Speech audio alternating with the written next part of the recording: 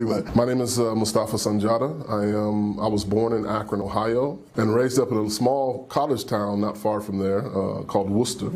I was adopted into a family from southern Georgia who were migrant workers. My father was a 33rd degree Mason, so he didn't hold too tight to religion. But my mother was a church mother, so she was very much in the church.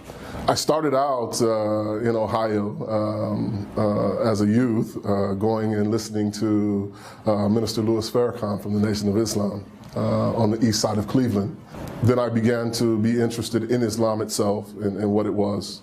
Read the autobiography of Malcolm X and his journey. And eventually I kind of left all that alone and I went into the military.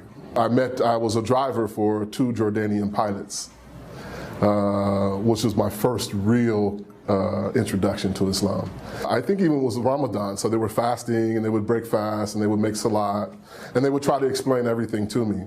I kind of got threw off at that point because I had asked the question, do you have to pray in Arabic? And one of the colonels said, yes, it has to be in Arabic.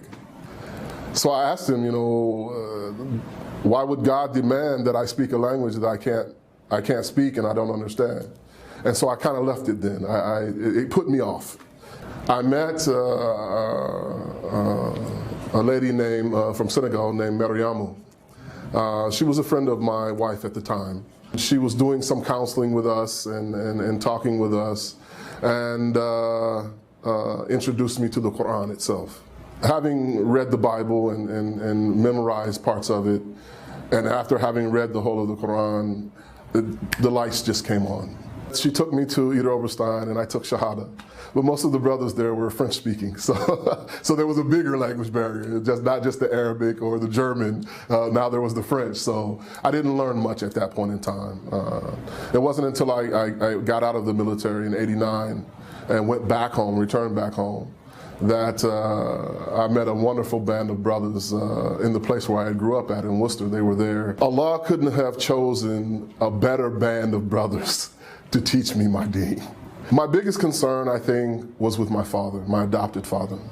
I felt bad about offending him.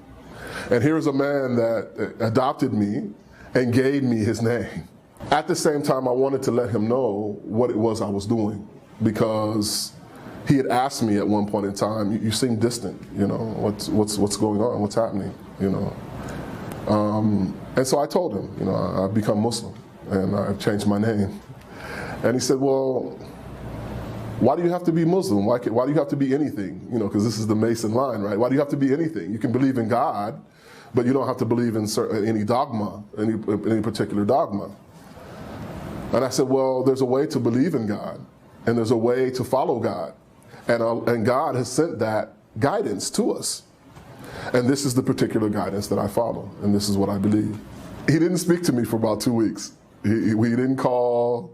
When I would call, he wasn't there. After 2 weeks, wallahi, it was like it never happened.